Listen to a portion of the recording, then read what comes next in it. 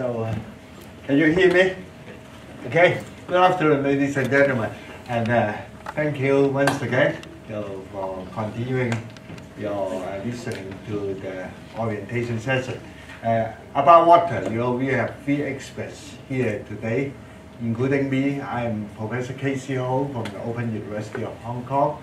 We also have 2 other experts, including Dr. Anthony Ma and also Mr. Samuel Kong.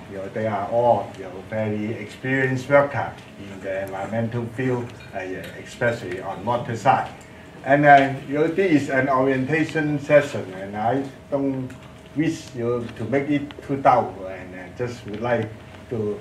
I think the aim and objective is to help you so that you are able to prepare for the examination in an easier way, and you can have a quicker idea of what you are going to be tested, and also how you are able to prepare for the examination. So, in this orientation, I would like to divide it into 2 parts. In the first part, we will talk about the overall syllabus, as previously what Mr. Pan talked about, and the second part would be even more interesting to you, I think, because we talk about some sample examination question, and so Dr. Anthony Ma will lead the second half of that presentation, and after this we have an overall discussion, and so by that time Samuel would also join us if you have any inquiry about water. So about water, we talk about water, so are you thirsty now? Anybody would like to send me with a cup of water? No, sorry. But water is important, right? So, talking about water, we would include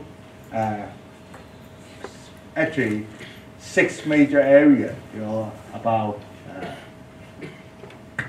actually five major areas about water. So that is the water resources, and as you know, water resources would include surface and groundwater. And we also talk about water quality, because water is not only in the quantitative term, that should also be qualitative. So in terms of quantitative, we talk about water resources, but in terms of water quality, we will talk about the chemical, physical, and other, including biological and bacteriological nature of a drop of water. And so from that on, we would like to talk about water quality monitoring.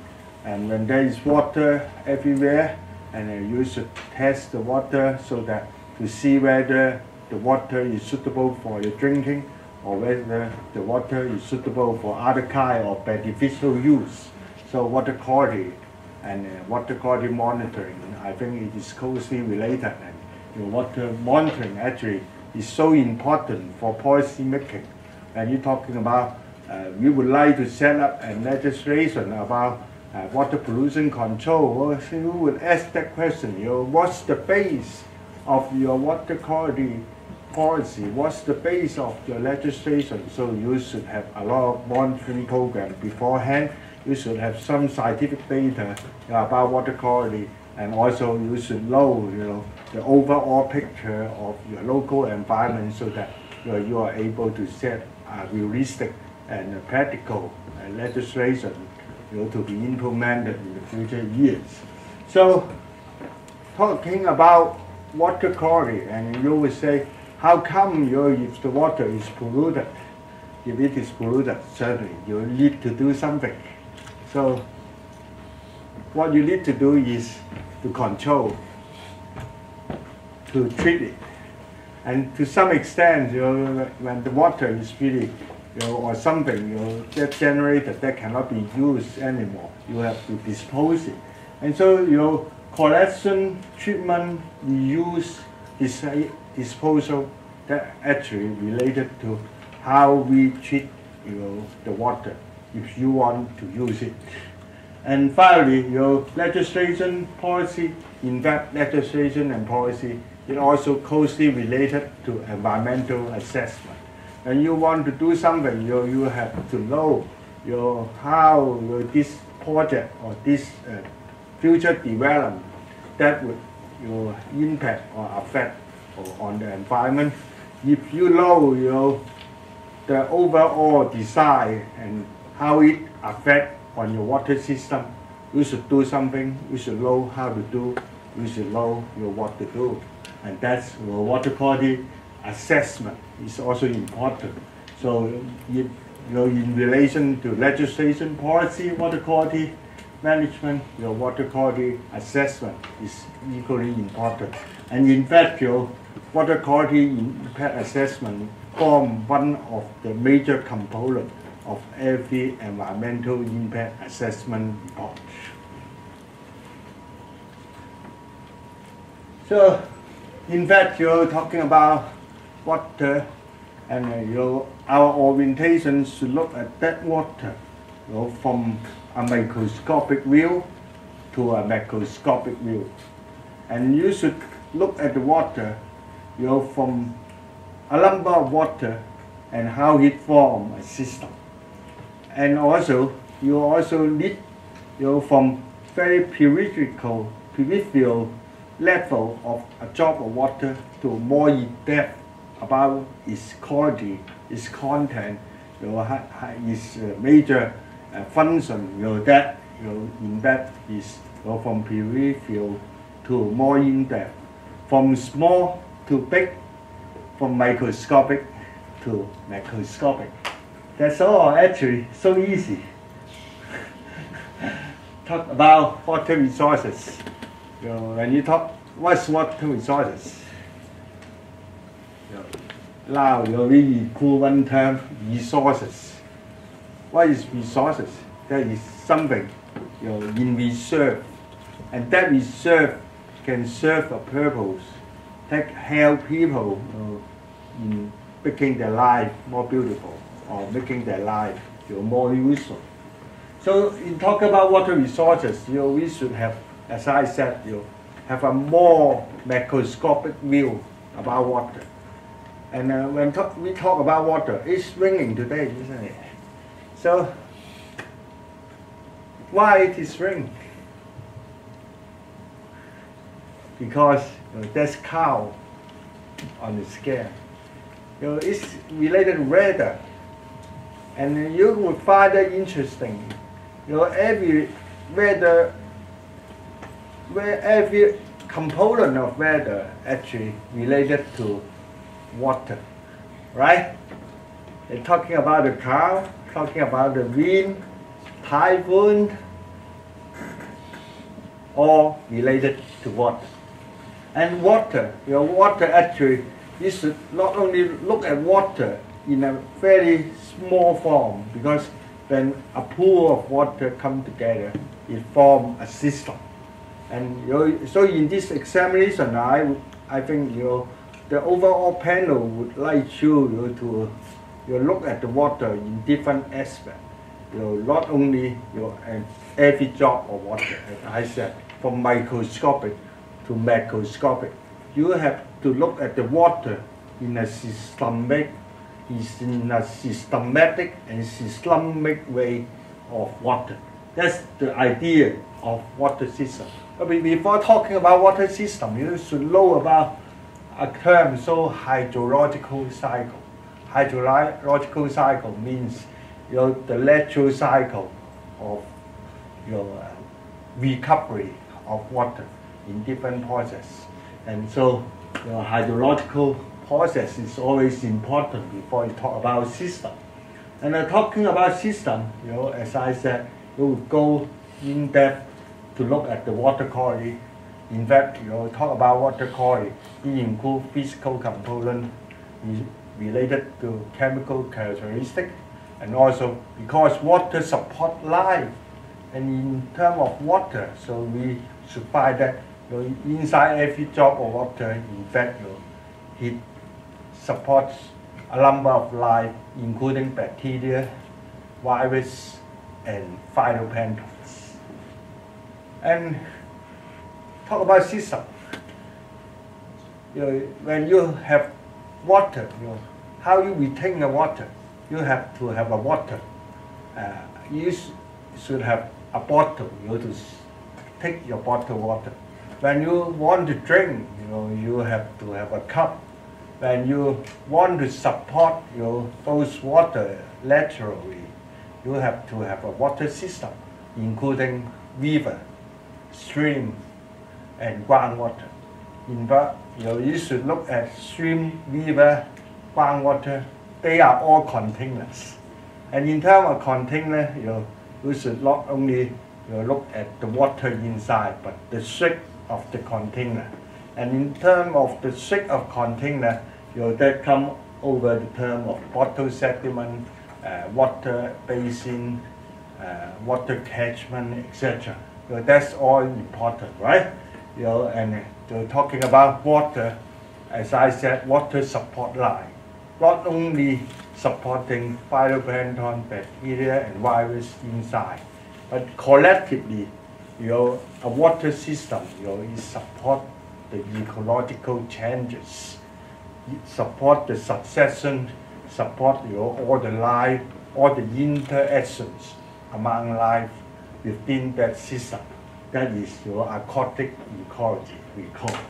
And water quality standard, as I said, when you want to set up a legislation about water, and you should know about water quality, and when knowing water quality, you should have some baseline. And also, not every place should have the same kind of legislative control.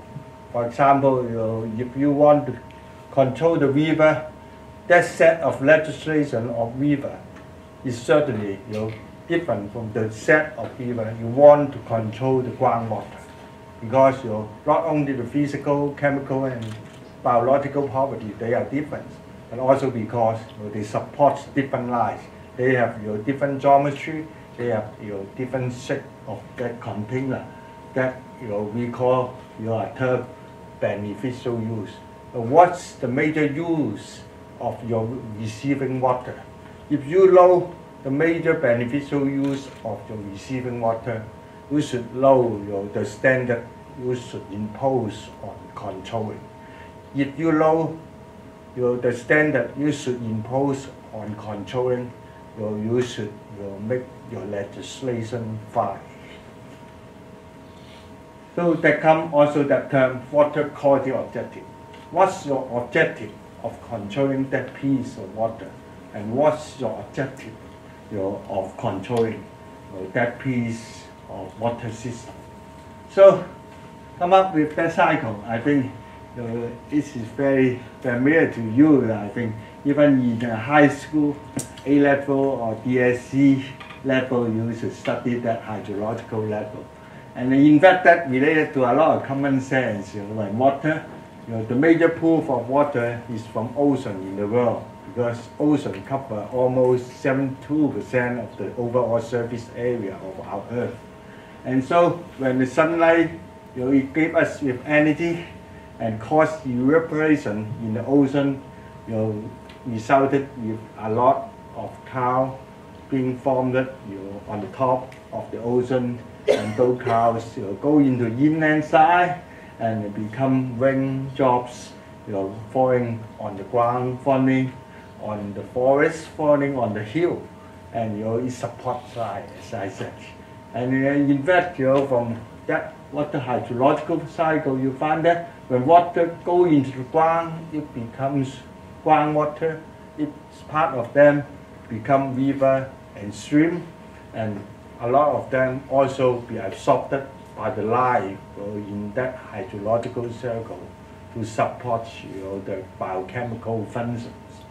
And your water, when it flow along the river, flow along the ground, and you find that your people would extract them for use, and for drinking purpose, for industrial purpose, for agricultural irrigation, and also for rearing your animals and your poultry, etc. And sometimes your river also important because it related to our daily life in your hand washing, in your bathing, and in every part of your daily life you need water. So that related to water treatment, water collection, and also your water distribution. And in fact, when river flow downstream, it receives a lot of wastewater discharged by human activity, and that resulted with certain kind of pollution. If it is not pollution, at least it generates certain kind of special material inside the water that support the bacteria and algae, phytoplankton inside the water system, and it come out with that term eutrophication. And finally, when water flow, and in we Chinese say 水向東流, all water flows to the east. Do you know why? Because the rotation of our Earth every day, and so especially in the northern hemisphere, all water going this way, and so when before it drains into the ocean, it would support a lot of life along the water catchment, and also when it falls into the plain before ending into the sea, we call a special system called estuary. Estuary, that means the seaside or river mouth.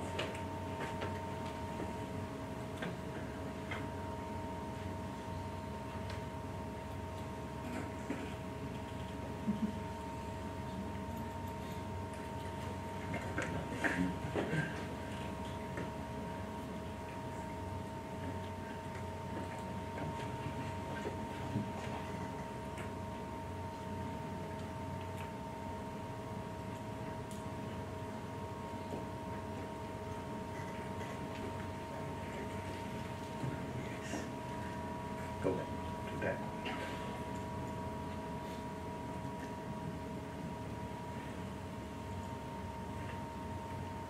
So in this slide, we go to that water system, and you can observe from this slide, we observe that red cycle. The red cycles, what are they? They are in fact the so-called the water system. That water system includes the ocean system, include the estuary system, include the groundwater system, include the river and lake system, and also include the whole ecosystem. Ecology means the interaction between different kinds of things in the world. And so actually water, we should look at them in a more macroscopic way. That is, look at it in a more systemic way or systematic way. That the idea of our design of examination questions. And so talk about water quality impact assessment would be included in your examination syllabus. You would talk about the assimilative capacity and water pollution. We will talk about the source of water quality impacts, talk about assessment and prediction methods, and your methodology and your reporting. And finally, in water impact prevention and mitigation. In fact, water quality impact assessment is actually an overall work about water quality control and planning. And so before we go into water impact assessment, I think we better go back into more details about water quality monitoring, because until you collect a lot of scientific data, you are not able to do your kind of assessment and reporting. So talk about water quality, as I mentioned, you will find include your three major areas: physical, chemical, and biological. In physical quality of water, we normally talk about the hydrographic condition, the hydrology, the thermal impact, so-called, because all evaporation related to the solar light series. The solar light actually is a kind of energy that gives to warm up those kind of water in the water system, so that they would change into the gaseous form. And when it is changed into gaseous form, you come across the cooler temperature, it will become raindrops, and those raindrops form rainfalls and form a lot of climatic changes in the world. That is the physical condition. And in fact, your physical condition would include not only those very theoretical changes about water. In fact, that also something you can observe with your fresh eye in water. That is rubbish, litters, and debris that exist in the water. And you pick up a cup of water and you will look it through. Oh, there's a lot of small drops. They are particles. This particle, we call it debris.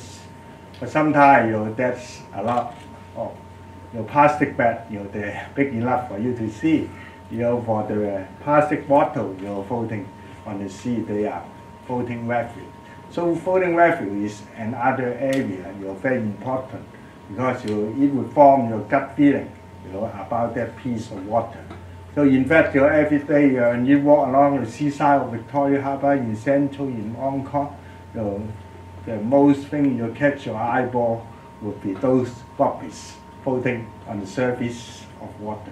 When you talk about those kind of rubbish, first of all, it is waste that related to the waste management issue in Hong Kong, and of course, especially. And on the other hand, how those rubbish being circulated around the harbour, that related to the hydrographic condition, related to the water flow, related to the tidal condition, isn't it? And so physics is important. If you are not a physicist, don't worry, you should know chemistry. And chemistry that actually related to pollutant. And in terms of pollutants, we have of course two major kinds: organic and inorganic.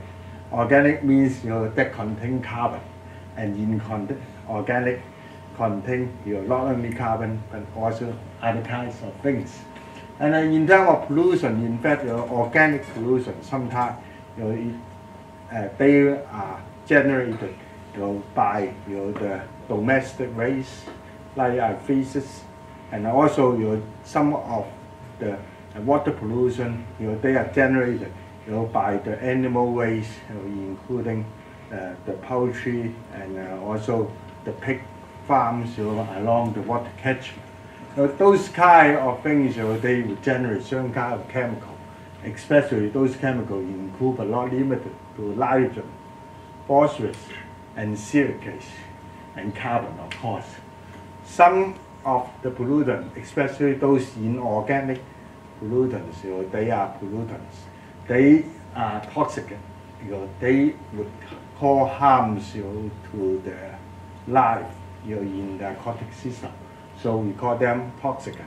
But nowadays, toxicant being more varied in its nature. So we have more and more, not only inorganic toxicants in the existing world, more and more we have so-called the persistent organic chemicals, the POCs. They are even more harmful to the human health. They are more even harmful to the ecosystem because of the trace amount and also because of the capacity of this kind of persisting organic chemical. So they are very important, and you should have some idea when you study water and your water environment.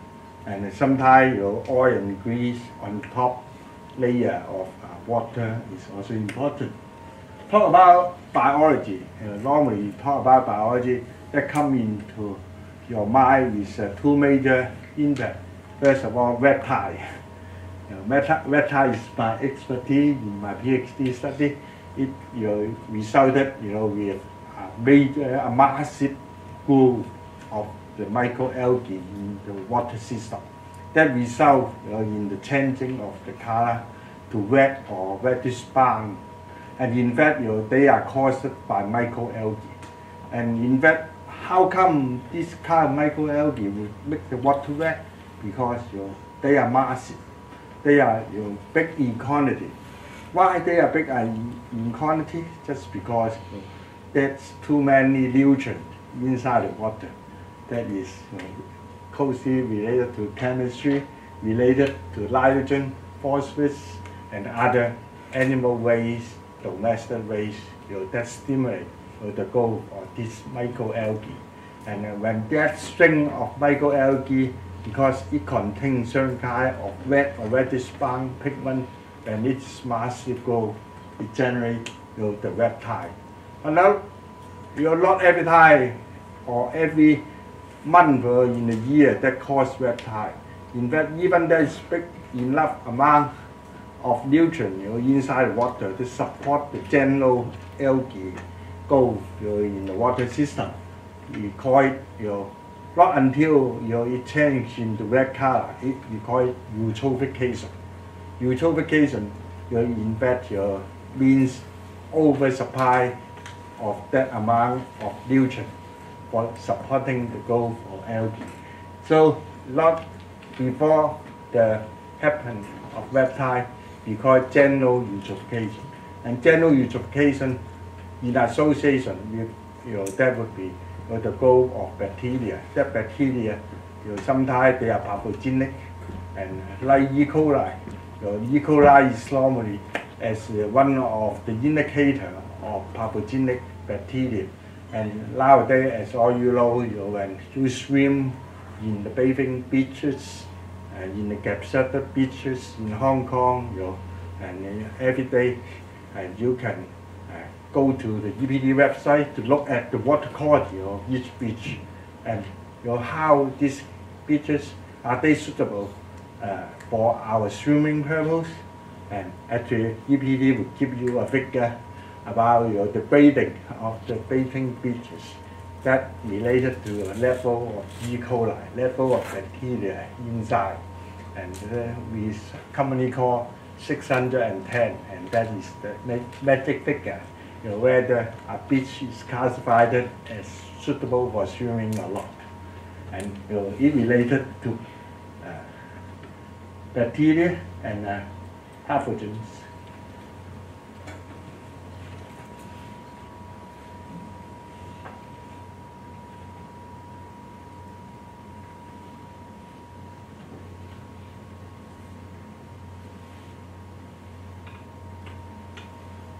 Talk about water quality, and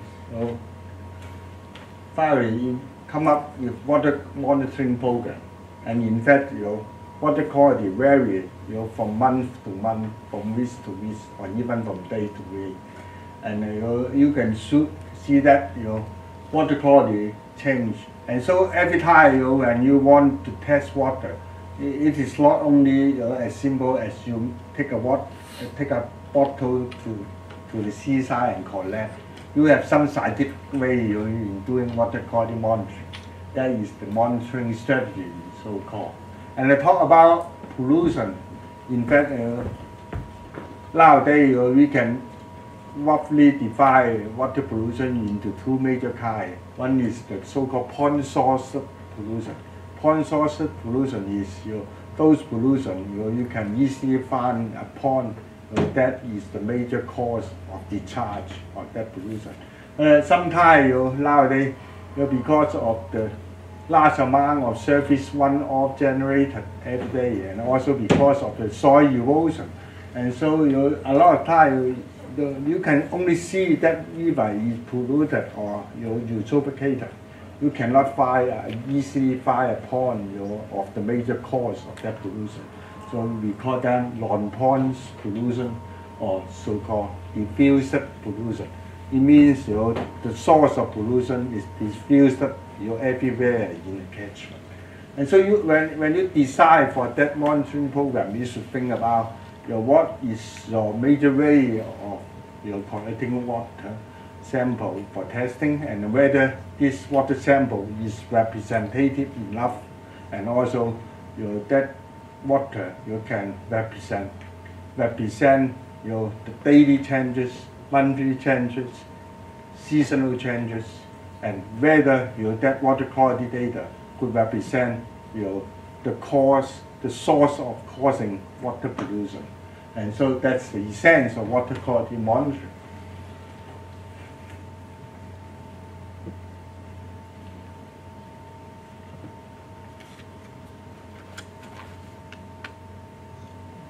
And talk about water control. Even when you have set of water quality data, finally you should do something that related to collection, treatment, reuse, and control. And talking about that, you should have that idea of sustainability, sustainable development. In fact, pollution, well related to the economic situation of a place. And also, it also related to the social condition. So, the overall picture of water control of pollution is to achieve the sustainability, to achieve the sustainable ultimate aim of sustainable development of a place.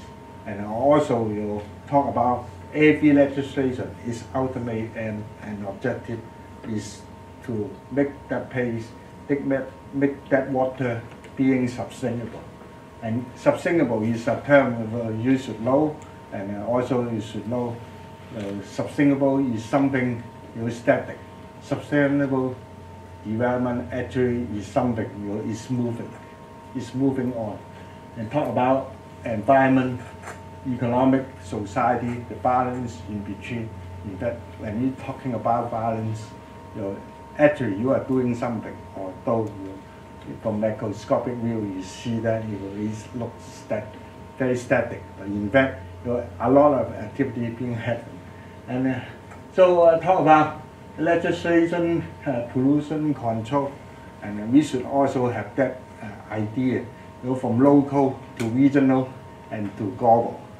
As I said, look at water, from a drop of water to a water system to a hydrological cycle, from your living place to your city, to your country, to your region, and overall global situation.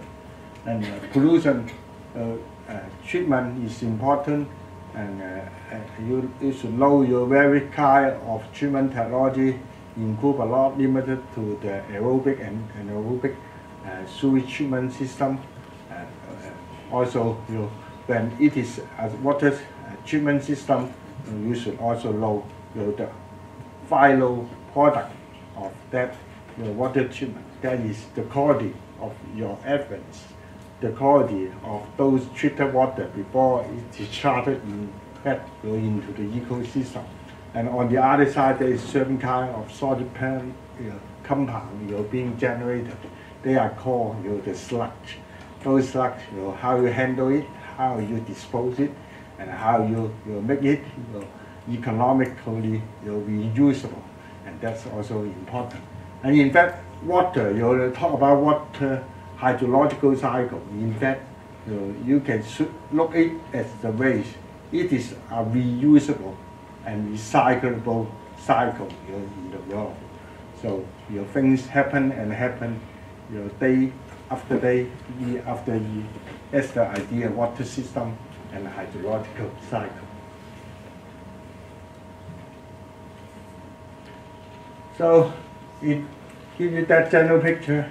Don't worry, water legislation, of course, in Hong Kong is related to the water pollution control order in Hong Kong, but that also related to some sewer and sewerage handling legislation related in Hong Kong. But finally, I think our panel would like to have that idea.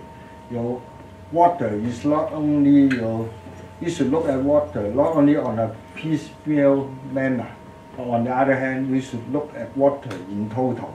That come up with that idea of total water management. Total water management. That means you should do a lot of things. A lot of drop of water that form the total water. From river, groundwater, estuary, ocean. That is the total water. And in fact, I talk about policy, talk about strategy plans, all related to your overall picture of our water management. So total water management is the fundamental idea that helps you to look at water monitoring, assessment, control, mitigation, and also every part of water in a more holistic way. That is total water management. It's so important. Total water management in water supplies department, they have their plan. But in fact, when you also incorporate your sewage and wastewater treatment inside the water system, you can even more clear picture. So finally, we come up with some suggested meeting material, and you should look at your syllabus to source for this material, mainly from the government, environmental protection department, water supplies department, drainage services department. But in fact, water is not only our local issue, it is also a country or regional or global issue. So sometimes we should also have more microscopic view about the World Health Organization viewpoint, and also the guideline for drinking water. And sometimes in terms of wastewater treatment and control, we should have not only that scientific view but also engineering prospect. So